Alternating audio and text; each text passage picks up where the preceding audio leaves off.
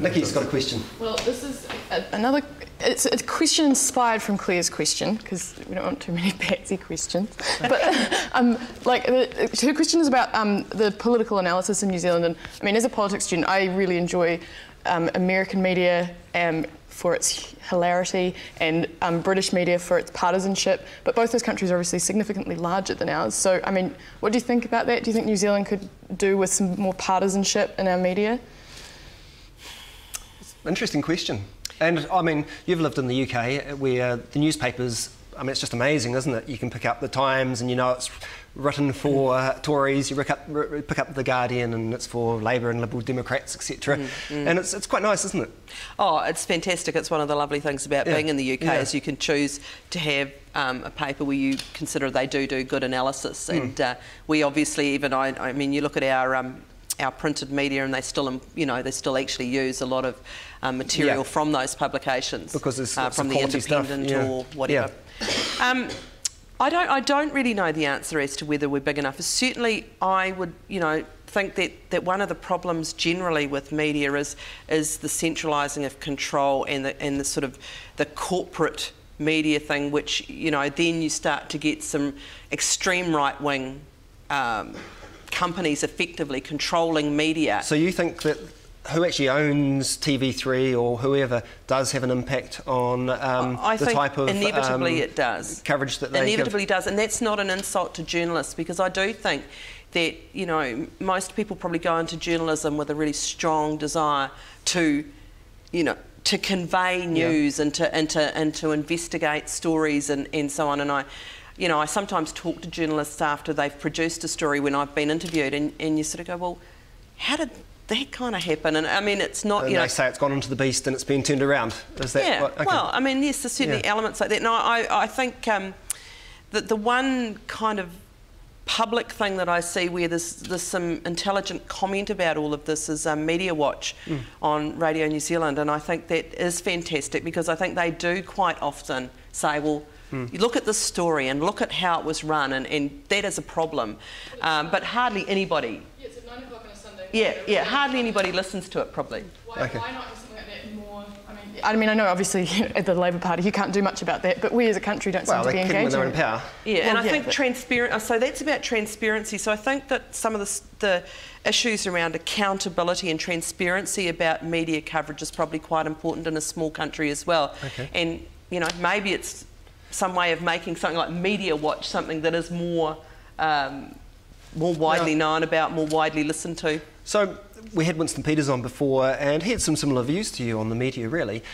He was also game enough to give his views on his favourite journalists, his favourite political journalists. Are you up to that as well? I genuinely don't have any favourite. They're all bad. No, I didn't say that either. That's your words, not mine. I don't have any particularly strong views about particular political journalists, actually. Or any particular agencies, or they're all... Well, I've told you, I mean, my own personal source of media coverage that I value is Radio New Zealand. Okay, sure. Okay, Albert, again. Sorry. But it might just be like shows like, you know, Media Watch, which you know, favour and you think are really good, but it might just be like the matter of the fact is, like, it doesn't appeal to the majority of New Zealanders, so that's why it's on at 9 o'clock on a Sunday morning instead of 7 o'clock prime time. Sorry about this, but is there any... What do you reckon... Do you reckon there's any way around this? Is it just solving empathy? Yeah. I think, well, no, that gets you into a really big territory, I think, because in my maiden speech, I talked about one of the things I wanted to do was to try and lift interest in politics and participation. That democracy actually, in the end, is as good as the amount of scrutiny that's put on it and the amount that people participate within the system, and those are important things. So that's a big question. Very admirable, absolutely. It is admirable, and it sounds, it's like motherhood and empire. So what have you done? Well, what I've personally done is, I think part of that's about being accountable, and so I regularly tell in a written form both my own party organisation but also the wider electorate that I'm working in, what I've been up to. I make myself very available. I'm very visible in the community. People know who I am. I start conversations with people about asking their opinions on things. but it's also probably we have to restore some confidence in the political system, and I do think a lot of New Zealanders would say, oh, they're all as bad as each other. That's a pretty common sort of thing, and you know, you can't trust any of them. And if we don't do something about that, then I think it undermines our political system. So therefore, you know, as an individual politician, you've got to try and actually be trustworthy. You know, so I mean, that's little and big things. It's like, you know, talking to somebody in the street, I'll get back to you on that, or actually getting back to them on that. Sure. You know, if people say, well, I want your opinion on this, giving them an honest answer on that, not saying one thing there and then, you know, 2 days down the road at a different meeting with a different audience saying something completely different. You get caught out on that stuff, and it does just cement. So at an individual politician level, I'm trying to be reasonably scrupulous about that sort of behaviour. I think it is about transparency and accountability. And the more that we can give people ways of hearing what politicians are doing and seeing it, the better. Sure. Okay, so can we delve more into your political ideology and beliefs? So, would you call yourself a feminist? Absolutely. Any particular variety, or just a generic? No, just a not a radical feminist, not a liberal feminist, just a long-term feminist. A long-term feminist. Yep, okay. Yep. No, I would have called myself a feminist at high school, and I still call myself a feminist now. Socialist. Yep. Yep. Left winger. Yep. Okay. Happy with all of those gladly take titles. on these labels. Oh, that's quite unusual. Labour politicians are often quite edgy about, about having my these beliefs. labels. Okay. So yep. Okay, we've been asking participants about their, in Vote Chat, about their beliefs on a number of sort of social issues, because students are really interested in these things. So, you know, things like, well, actually religion. You got into that a wee bit. Are you still religious, or you still have any faith? No, I'm not a person of faith, but I actually also, as I said, have been brought up in a Christian background, and so some of those values are still values that probably guide my behaviour, and I think actually some of them are quite fundamental to Labour principles actually, so I think there was that bit of an overlap there. But having said all of that, I spend a lot of time in places of worship as an MP, so I visit churches, I meet with church groups, mosques, all sorts of different religious organisations. Do you think you can be a Christian and right-wing? Obviously you can, because well, people are. I have to say there's probably quite a lot of people that would sincerely say that you can. But can you believe in neoliberal economics and keep true to sort of perhaps Christian... if I change the question and say, do I think they're consistent? I don't think they're consistent views. I mean, if you have a Christian belief that says, you know, you should love your neighbour, for example, and then, you know, it's okay if your neighbour to actually be living in poverty and squalor, or you know, to not be treated fairly. They don't seem to be consistent views to me, and I think a lot of right-wing political and economic views end up creating a very unfair society which harms a lot of people, and I don't think that is loving one's neighbour particularly. Okay. What about drugs and alcohol? That's what we're asking most people. Should they be free and more widely available? Free. Well, drugs and alcohol, I mean, I've actually been on the select committee dealing with the alcohol reform bill, so this is actually an issue we did 90 hours of submissions on the alcohol reform bill. So you're really informed on this? I'm reasonably informed on it, and in fact we did submissions down here in Dunedin, and they were brilliant. So the age of purchase?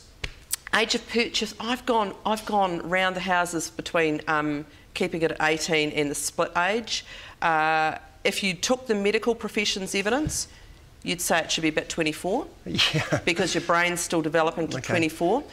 So but 24? what I do think, what I do think is that this whole debate has been, for too many people, kind of narrowed down to an issue about age of purchase. And I think that's the cutting edge of it. That's where... No, it's not the cutting edge of it. The cutting edge of it, if we're talking about alcohol abuse, alcohol abuse happens by 18-year-olds, alcohol abuse happens by 38-year-olds, alcohol abuse happens by 58-year-olds. So maybe we shouldn't have a drinking age. We should...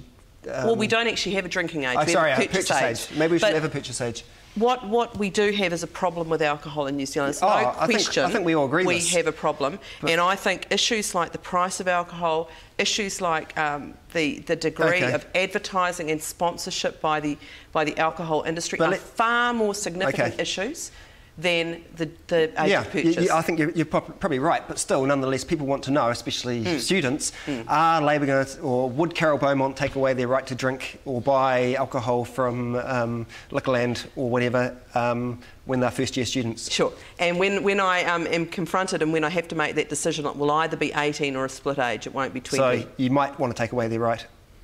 I think I can see some of the arguments around drinking in a licensed premises is more controlled than being able to purchase alcohol from an off-licence and then go and sit in the car park and drink a dozen beers.